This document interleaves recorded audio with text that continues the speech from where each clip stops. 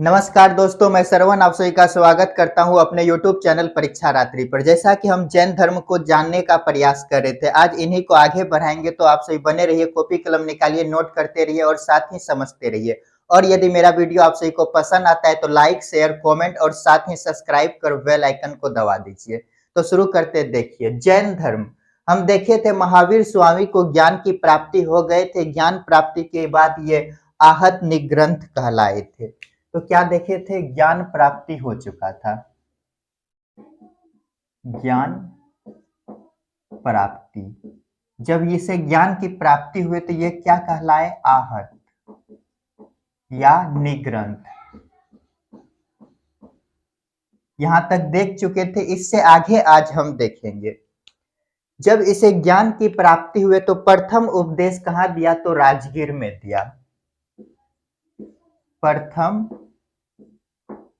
उपदेश राजगीर में दिया। राजगीर, राजगीर के विपुलचुल पहाड़ी पर।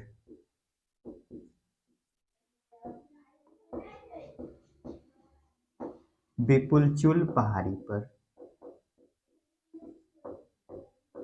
ये जो उपदेश जो दिए हैं प्राकृतिक या अर्धमागधी भाषा में। भाषा, उपदेश का भाषा, भाषा कैसा है, तो प्राकृतिक, प्राकृत, अर्धमागधी।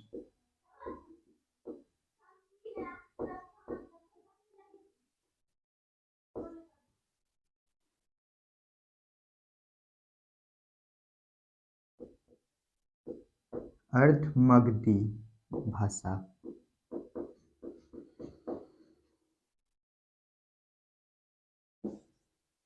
प्रथम उपदेश राजगीर के विपुलचुल पहाड़ी पर। और प्रथम भाषा क्या है, तो प्राकृतिक अर्धमागधी। यदि बोले प्रथम शिष्य किसे बनाया, तो जमाली को बनाया। प्रथम शिष्य जमाली को बनाया।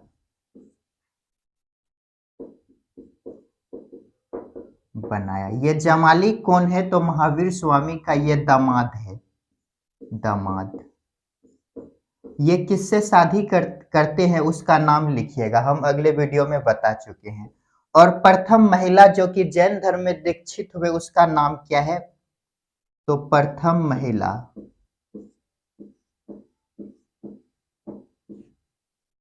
जैन धर्म में दीक्षित।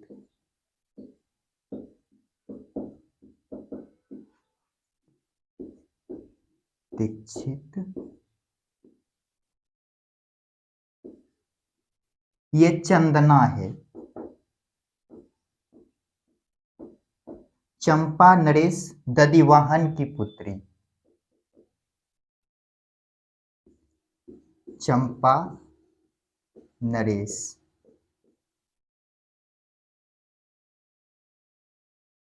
दधिवाहन की पुत्री।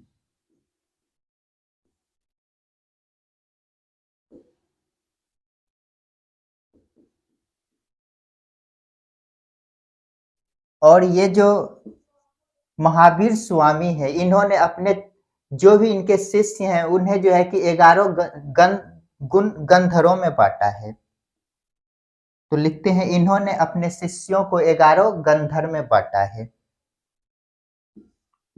इन्होंने अपने समस्त शिष्यों को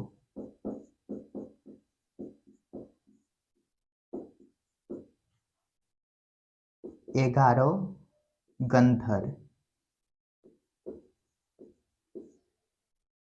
में बांटा है।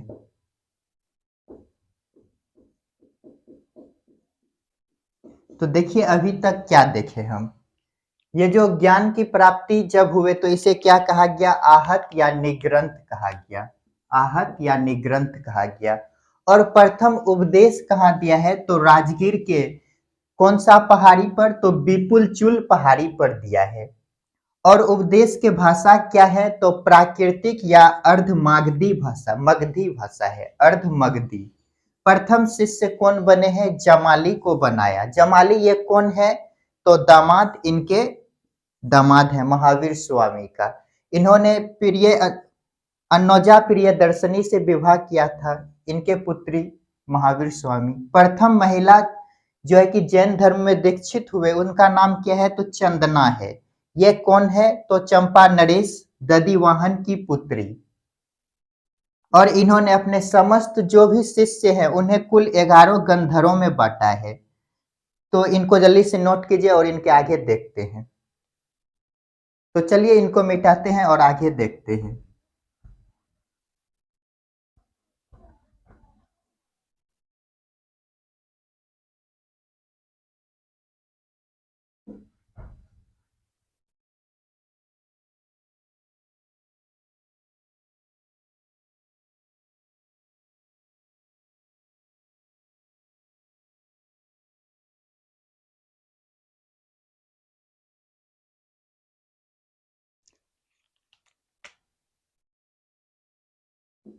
कुल गंधर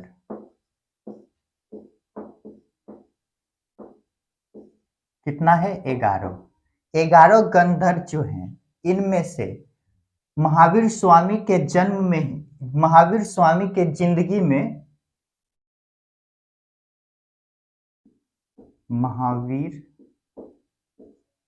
स्वामी के जीवन काल में, के जीवन काल अर्थात इसके जीवित रहते ही 10 गंधरों की मृत्यु हो गए। 10 गंधर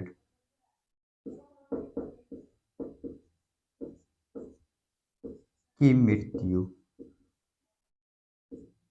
और एक जो बचा, मृत्यु के बाद एक गंधर बचे, एक गंधर। इसका नाम क्या है? तो आर्य सुधर्मन, आर्य सुधर्मन। इसे ही प्रथम थेरा या उपदेशक कहा जाता है। प्रथम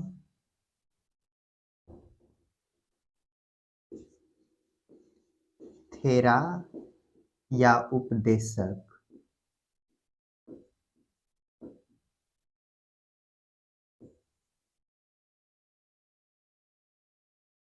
तो देखिए क्या देखे, कुल गंधर कितने थे? 11, जिसमें 10 की मृत्यु महावीर स्वामी के जन्म में, जीवन काल में हो गए, और एक की मृत्यु मृत्यु के बाद होते हैं, जिसका नाम क्या है? आर्य सुधर्मन। और मृत्यु के बाद भी क्या रहा? एक जीवित रहा, के बाद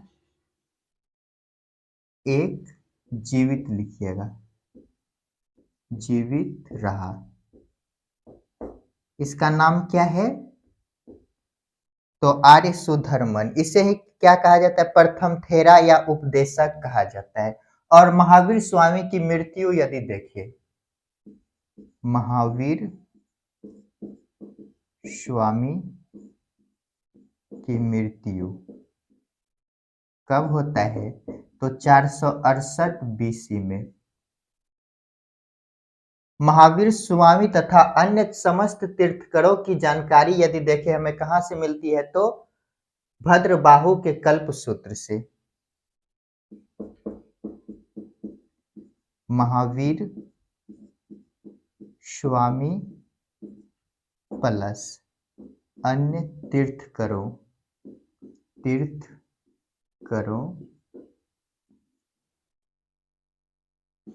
की जानकारी भद्रबाहु के कल्प सूत्र से। भद्रबाहु की रचना कल्प सूत्र से।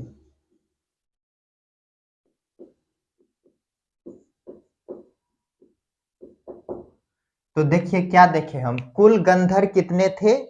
जो भी इसके शिष्य हुए महावीर स्वामी को उन्होंने 11 गंधर्वों में बांटा, जिनमें 10 गंधर्व की मृत्यु जो है कि महावीर स्वामी के जीवन काल में ही हो गए और एक की मृत्यु के बाद एक जीवित रहा। महावीर स्वामी की जब मृत्यु हो गई तो एक उस समय भी बचा रहा जिसका नाम है आर्य सुधर्मन। इसे ही प्रथम थेरा या उपदेशक कहा जाता है।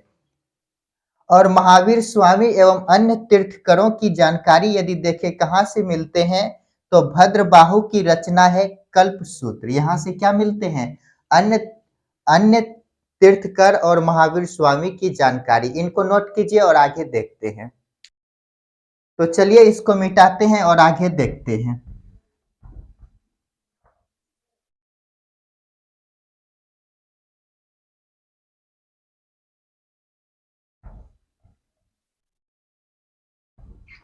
चलिए अब देखते हैं जैन मत, अर्थात ये जो जैन धर्म है इसका विश्वास किन किन चीजों पर है।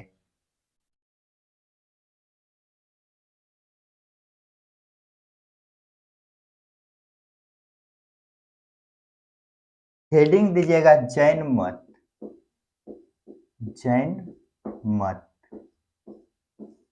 या विश्वास बोल सकते हैं। पहले बात ये जान चुके हैं हम सब, ये जो जैन धर्म है वेद के विरुद्ध आया है। तो वेद का क्या है? ये विरोधी है, वेद को नहीं मानते हैं। वेद में विश्वास नहीं, वैद में विश्वास नहीं है। ये क्या कहते हैं? संसार दुखमय है। क्या कहते हैं? संसार दुखमय है। संसार दुखमय है। और यदि देखें तो ये पुनर्जन्म में विश्वास करता है। पुनर्जन्म में विश्वास। और इन्होंने एक वर्ड में विश्वास कर्म और पुद्गल की बात करते हैं। कर्म पुद्गल।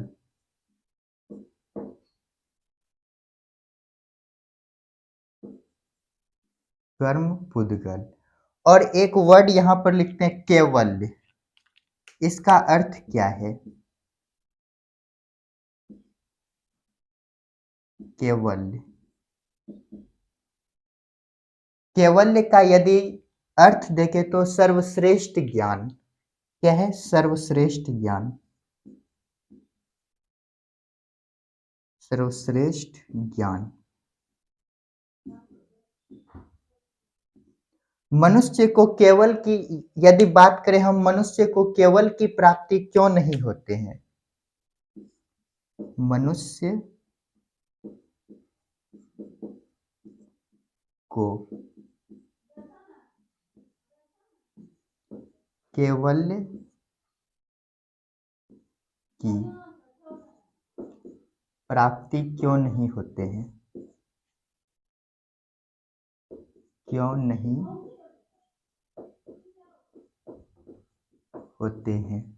यदि क्यों नहीं होते हैं उनको अगले वीडियो में देखेंगे, पहले यहां तक देखिए। क्या देखें हम? जैन मत क्या है?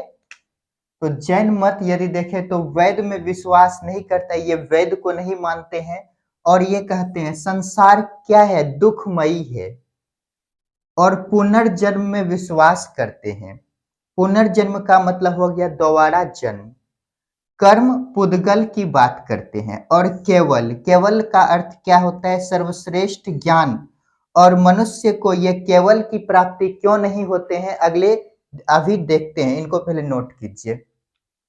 तो चलिए इसको मिटाते हैं और आगे देखते हैं।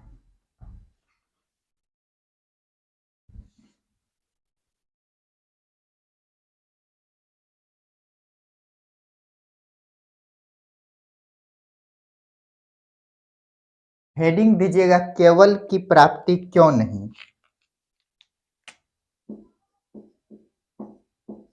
केवल्य की प्राप्ति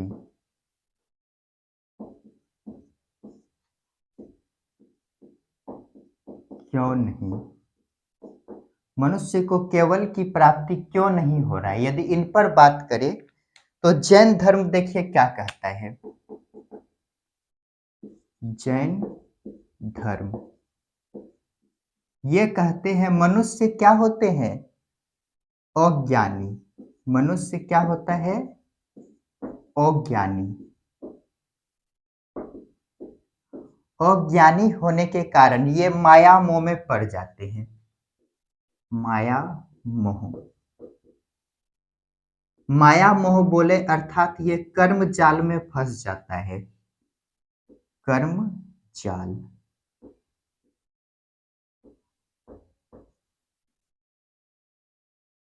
अब देखिए ये इस कर्म जाल से निकले कैसे, इनकी यदि बात करें हम तो लिखिएगा यहाँ पर जैन दर्शन, हेडिंग दीजिएगा जैन दर्शन। जैन दर्शन, ये जैन दर्शन क्या कहता है, ये मान लेते हैं क्या है, जीव। जीव बोले तो जिसमें आत्मा है, मनुष्य जीव। जीव में क्या होता है, कर्म आता है। क्या होते हैं, कर्म आते हैं।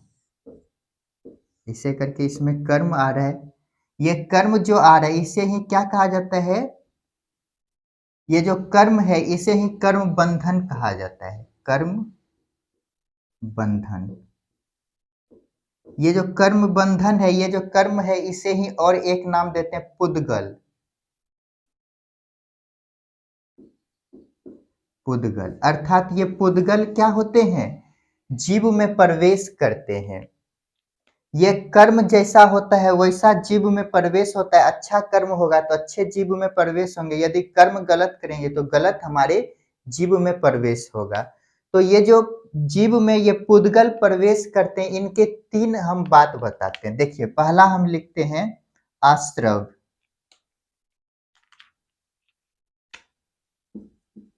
आश्रव, संवर, निर्जरा, और एक वर्ड लिखते हैं मोक्ष।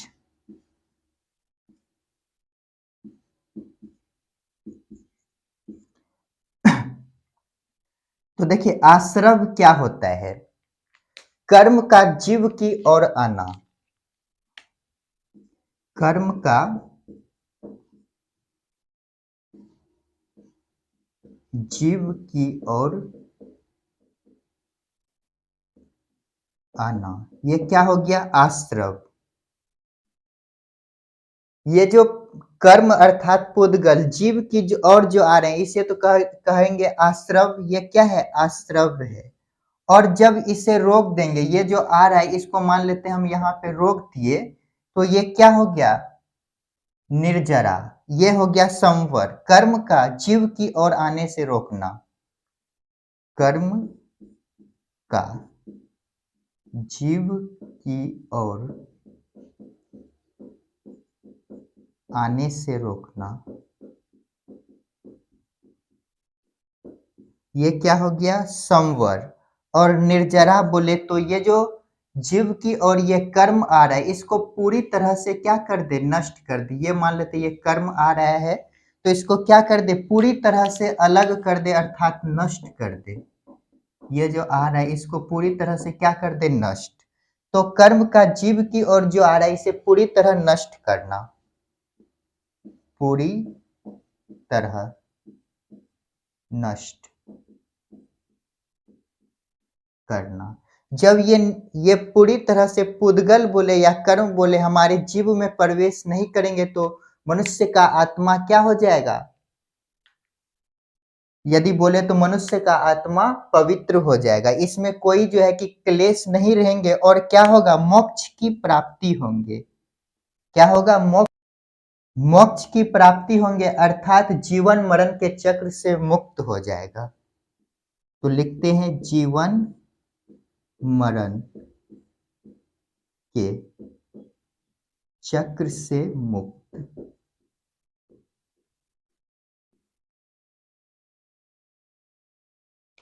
तो देखिए क्या देखे हम, केवल की प्राप्ति यदि देखें क्यों नहीं हो रहा है, केवल क्या होता है, सर्वश्रेष्ठ ज्ञान होते हैं। तो इनके लिए जैन धर्म कहता है मनुष्य क्या है, अज्ञानी है, जिसके कारण ये माया और मोह के चक्र में पड़ जाते हैं, अर्थात बोले तो ये कर्म जाल में पड़ जाते हैं। तो ये जो है कि कर्म जाल से निकलने के उपाय क्या है, तो इनको यहाँ पर हम बताए, जैन दर्शन दिया है इनको निकलने के लिए।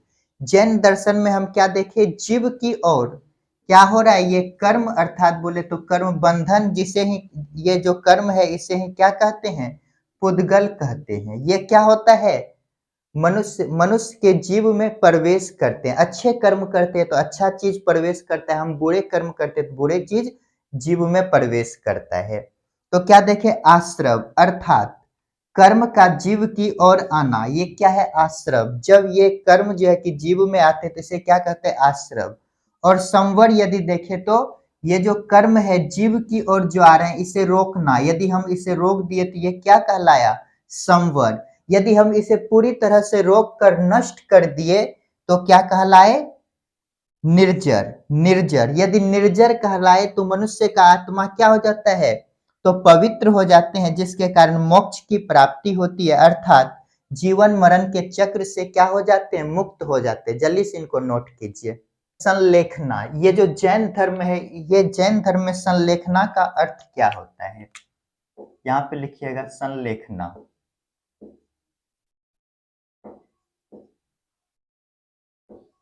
संलेखना, संलेखना का यदि अर्थ देखें, अर्थ क्या होता है, तो उपवास द्वारा शरीर का त्याग, उपवास द्वारा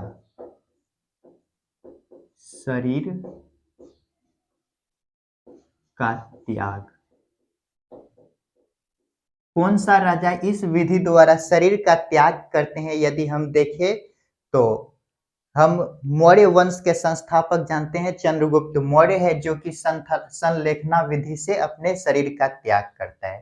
तो यहाँ पर लिखते हैं चंद्रगुप्त मौर्य, चंद्रगुप्त मौर्य। ये क्या करते हैं, संलेखना विधि द्वारा अपने शरीर का त्याग करता है मौर्य। तो इनको भी लिख लीजिए। तो दोस्तों आज के लिए इतना ही, मिलते हैं नेक्स्ट क्लास में, जिसमें और आगे हम जानने का प्रयास करेंगे। तो आप सभी खुश रहिए, पढ़ते रहिए, अपने माता पिता का सम्मान कीजिए, और साथ ही यदि मेरा वीडियो पसंद आता है तो लाइक शेयर कमेंट और साथ ही सब्सक्राइब कीजिए। मिलते हैं नेक्स्ट क्लास में।